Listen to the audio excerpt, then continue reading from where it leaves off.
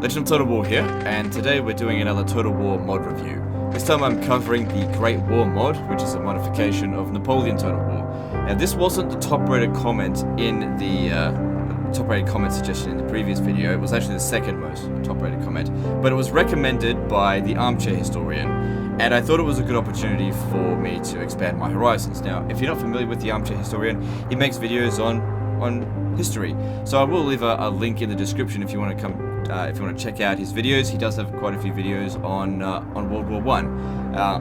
I've certainly watched a few of his videos and I find them quite interesting.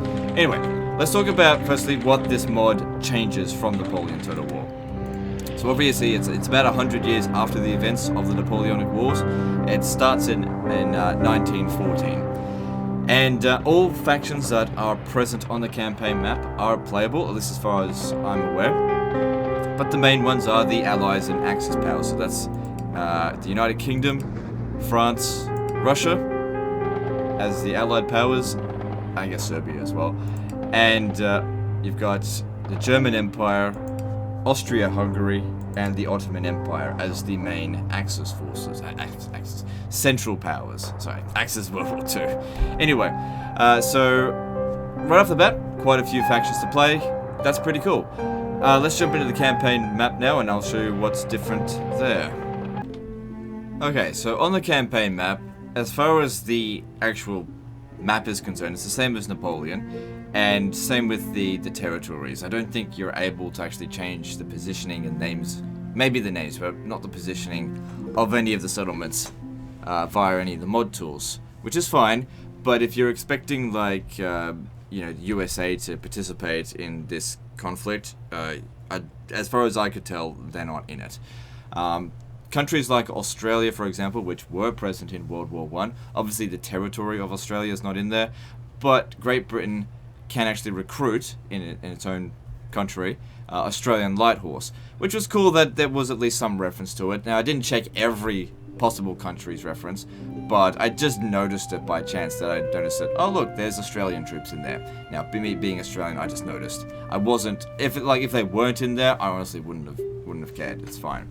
Now, what are the major changes that this makes, to Napoleon Total War? How does this mod set itself different from Napoleon Total War? Obviously, the way the game functions is more or less the same. Turn-based strategy. You've got gentlemen, you've got to research things and put your gentlemen inside the universities. You've got spies.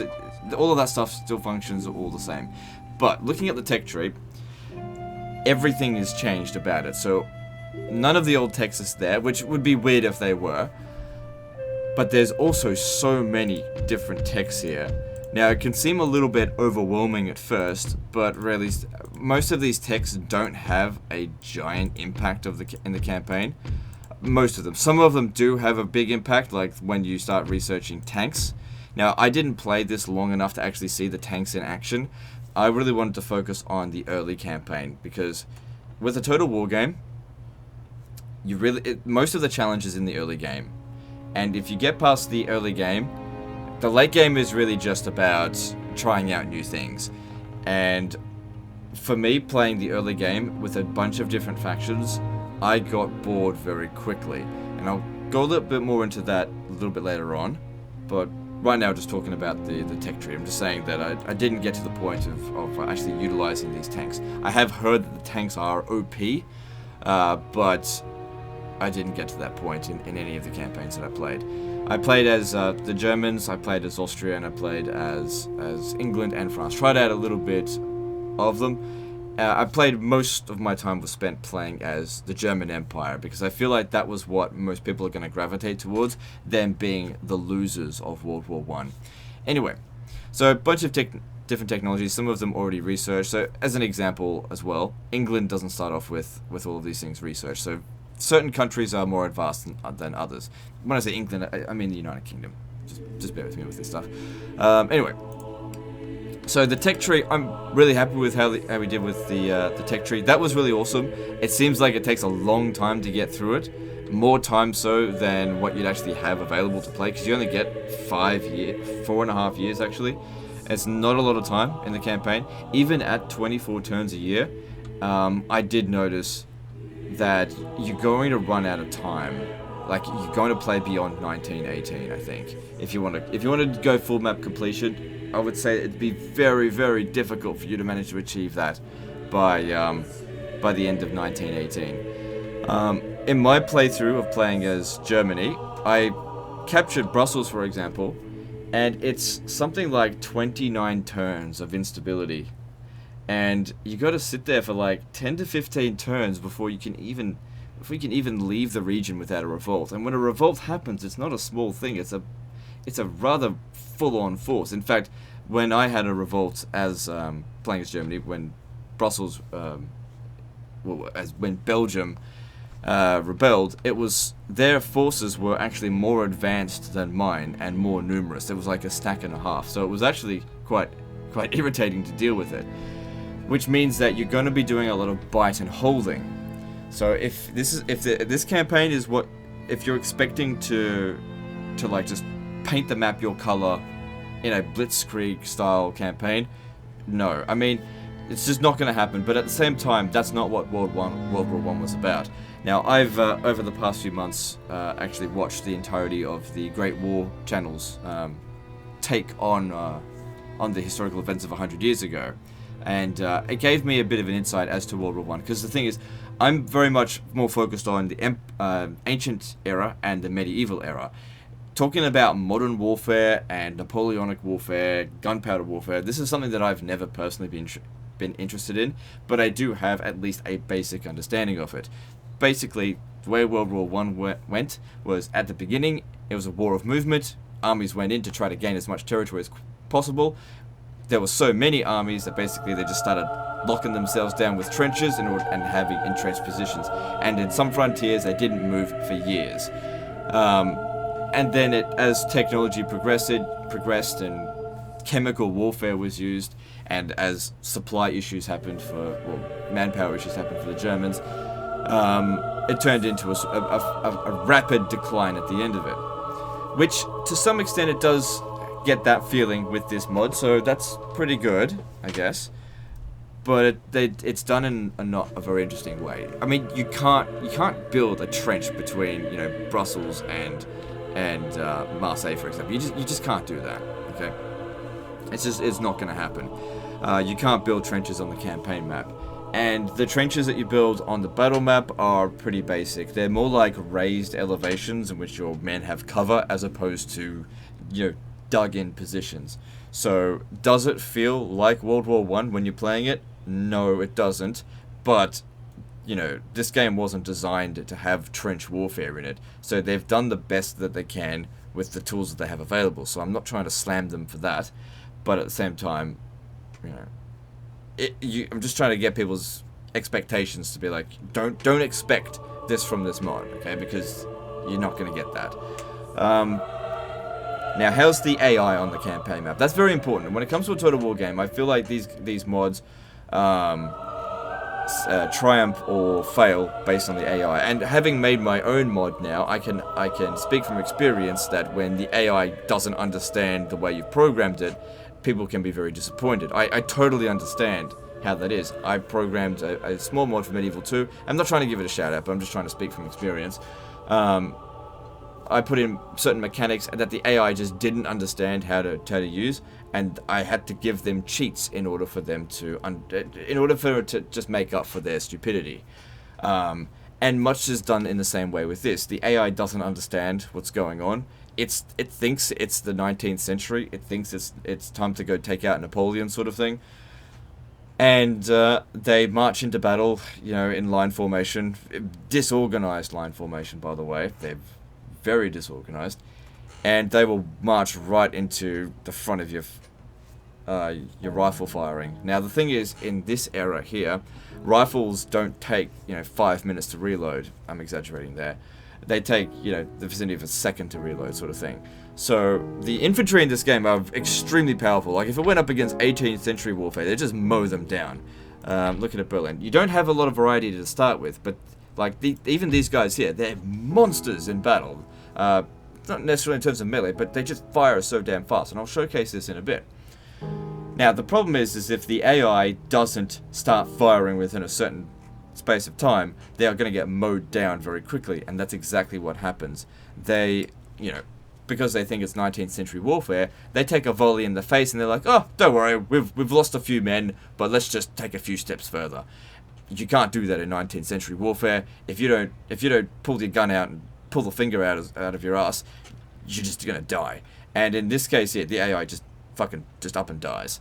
So on the battle map, the AI performs extremely poorly. Now, we've seen AI perform badly before in all Total War games, but the thing is, with this particular mod, you don't need to outsmart your AI. Outsmart the AI. It's not required.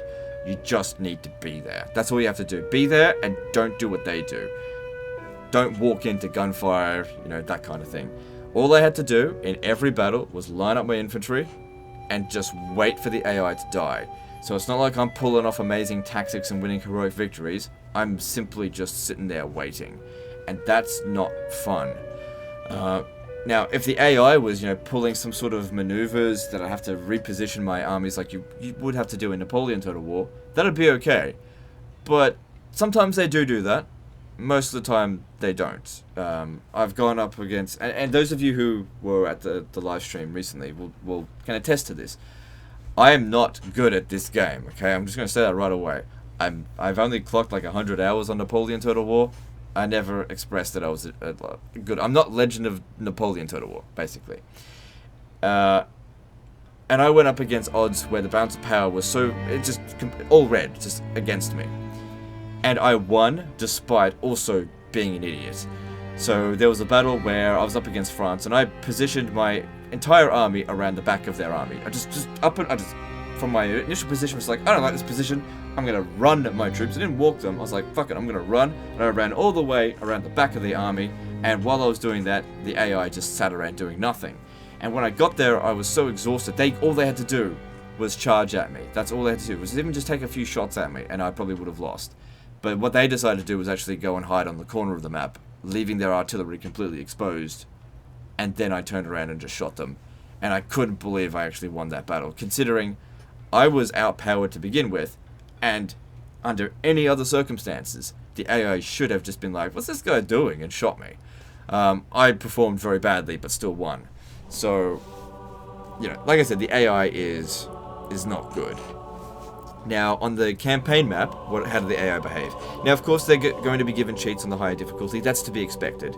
But what kind of expectations can you expect? Now, playing as Germany, as of about 1915, so probably mid-1915, if you haven't taken Paris, because in one of my playthroughs I took Paris, and it certainly did affect France. I couldn't hold it because the public order was so bad, but I took it and then let it revolt. But if you don't take Paris, as an example, I counted about 7 full-stack armies present in France, while I only had 1 with my second one on the way. So they do have some pretty significant money cheats. Now, playing as the Germans, I barely ever noticed Russia doing anything. They sent, in the entirety of the 30-40 turns that I played, they sent 2 small armies down to basically just raid. They never took the city or anything, so it wasn't a big deal. Denmark declared war, but then they didn't do anything about it. They just sat in their settlement, and then I went over and attacked them and beat them. It wasn't that difficult at all. They actually put up a better fight than the French, to be honest. Which is, I guess, is a bit of a meme. I mean, France did not exactly perform well at the beginning of World War I. Maybe it's scripted that way, that for France to behave so badly. I don't know. But all I can say is that it wasn't particularly interesting to watch France just walk into missile fire like that. And then again, it's not like the Danes didn't do it as well. They did, and so did the Russians. So I don't think you can give one particular nation a specific battle AI. I'm not sure. I'm not a modder. Anyway. Now, on the campaign map, how did the AI perform in terms of how they move? Now, taking Strasbourg as an example, I left it undefended because I was up here fighting, repelling French forces. So I had 1 stack or whatever, repelling various stacks every couple of turns, and they sent an army down here, and I couldn't get over there. Now, what they did was, it was undefended. They besieged the settlement. Now, I only had like 5 units of basic militia there to defend it. Now, I'm talking about the grey garrison units, the ones you get for free. That's all that was there. They could have taken it easily, but with 2 full stacks parked there for 6 turns, they starved me out. And I thought that that was ridiculously stupid, because that was time that was spent for me to get organized and actually repel them. And even though I just didn't get around to doing that, because I ended up taking this instead, and I was stuck there, because the public order penalties for when you capture a settlement are so damn severe, you just can't leave. And I just figured, what's the point of me capturing this settlement and then walking away and it revolting, and then they just came back even stronger. So there are some big balancing issues with that. Capturing settlements just doesn't seem worth it to some extent. So there's a great deal of hopelessness in the campaign. You're just bashing back armies a lot without any real reward to do so. And it makes me feel like, a lot of the times, like, I just want this war to end, but this war is going nowhere. Now, the funny thing is that's what World War I was really about, a war that just was so fucking pointless, where people just died for no reason. So, in that regard, it's quite accurate. But as for a video game, to play it, I found that incredibly unenjoyable. And I feel like, you know, it could have been done better. That's what I felt like. Anyway, let's jump into a battle now. I'm going to position myself to go and fight the Battle of Flanders, Battle of Belgium, and we'll fight this battle, and I'll show you exactly just how brain dead this AI is. Okay, so we got the battle set up. I actually had to exit out of the campaign and get back into it because it wasn't on the hardest difficulty. I figured if I'm going to showcase this on any difficulty, it should be the hardest one, so I've cranked it up. It's on campaign difficulty, very hard as well. Not that particularly matters in this particular scenario. That being said, we've still got a good chance of, well, excellent chance of winning by normal standards anyway. But what I want to showcase is basically just how the AI performs, what actions they do. It's not necessarily about who wins or loses, but how they perform. Anyway, so let's jump into the battle. Okay, so I've set my line up. Here's my trench. This is what I'm talking about with trenches, and I'm pretty sure they were in Napoleon like this, but this is what you can expect in terms of trench warfare with this. Which, again, it's the best you can hope for with this. It's not bad. But anyway, like I said, it's about how the AI performs. I won't need to adjust how this goes. Now, another big problem, and I don't think it's the mod, but for some reason, the units, they'll be firing, and then all of a sudden they'll just do a 90-degree turn. It's just really, really weird. So anyway, battles are a little bit slow paced. Now what they'll do is they'll routinely just leave their artillery undefended. So what we can just do, they do the same thing every battle, so I knew they were going to do it. Leave their artillery undefended. Since we have artillery superiority, they're just gonna walk towards us. So I'm just gonna run over here and shoot the crap out of them. Why not? They're not gonna leave it defended. Now of course, Total War AI has never been, you know, particularly amazing, but it does seem particularly dumb in this instance. Like I said, they're acting like it's the 19th century, but it's the 20th century, and it just isn't going to work for them at all. This is where I think the big failing of this mod will come in, because one of the big appeals to Total War is the battles. Now, if you're going to play on hard difficulty settings, you really can't be not fighting these battles manually. And if you don't find that stuff interesting, they've still got some guys here. Okay, about that.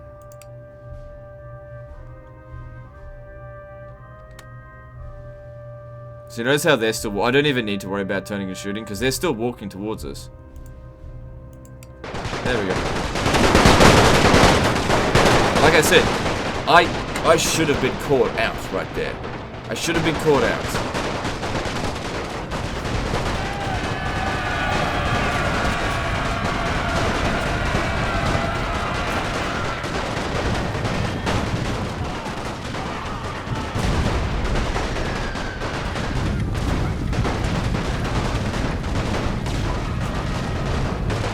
And they just don't care. See, this is what I was talking about as well. Why the hell did it do that? Like, they can still fire from the side like this, but for some reason, they just decide, like, they want to turn. I don't know why it does that. Again, I don't think it's the mod's fault, but this happens, and it happens all the time. And it's really annoying. So over here. Firing's going on. So, yeah, they're firing back. They're not organized, you know.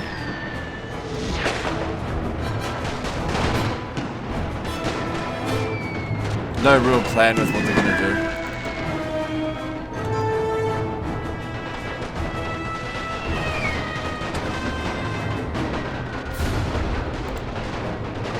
Don't know what's up this guy's ass. Get organized. Oh, they're actually firing back there.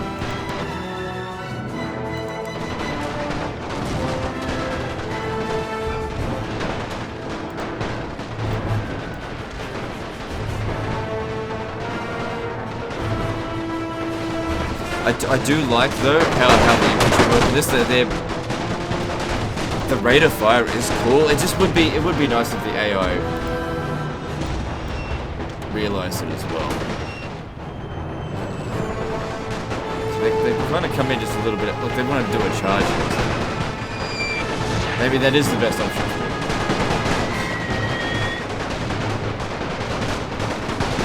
But they're getting organized. They got so close into fire, and then they just run away, and then they come back. Don't forget, I'm on the attack here.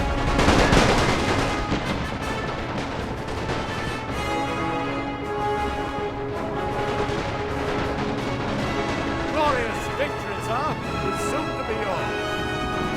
Again, I do need to remind people that I was going to win this battle, even if it was, even played by another player. But what we're looking at here is what moves that the AI are making. They're not even trying to get around my line. It's not the trench doesn't go all the way around the battle. They're walking into point-blank range to get annihilated by fire, and they're not shooting.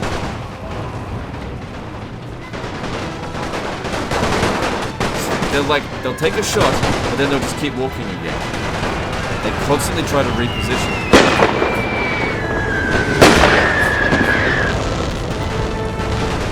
Like I said, the units are they're really cool at how the artillery works and everything. But the AI is the problem. They don't understand what century they're in.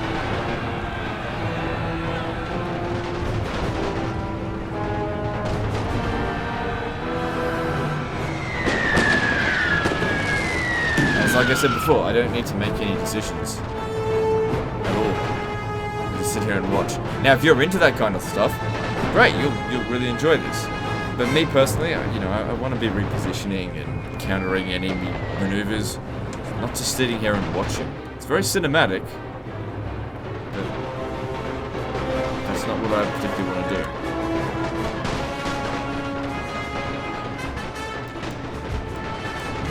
These are the only 3 units I've made any maneuvers on in the battle.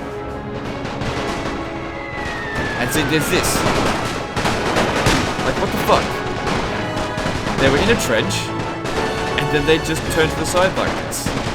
This happens all the damn time, and it's very annoying. Again, I don't think it's a mod, I think it's just Napoleon Total War. Don't know why this happens.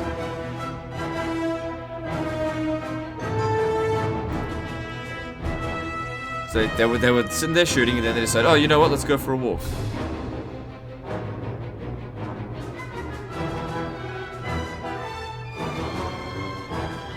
I mean, they're going to lose anyway, even if they come over here and shoot. But if they just sit here and try to get into point-blank range, by the time they get there, they're wiped out anyway. It doesn't make any sense.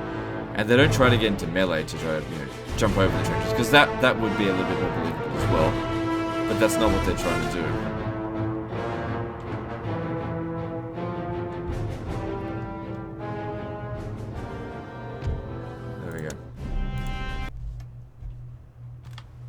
Okay, so, it was, like I said, it was never supposed to be that particularly difficult, but the AI truly performed badly. Now, in terms of, like, the range and how badly they've performed, I've seen the French perform way worse than that, and I've seen the Danish perform a little bit better. That was around medium level of AI competency that I've seen with this. We did take some casualties, we did take some. But really, given what we were up against, we really should have taken a lot more, especially considering I didn't do anything particularly smart. All I did was set up my army in a line, that was it. And they just walked right into the fire zone. And knowing that the AI is just going to constantly just walk right into your guns, I mean, that's all you got to do. So, in that it does make the experience a bit boring. So, in overview, I think that people who are not immensely interested in World War One are going to find this particular mod boring. There's no other way to put it. So for me personally, it's not something that I would want to come back to. I put about 15 hours into it, and after each session that I played, I was like, oh, I just didn't want to play anymore.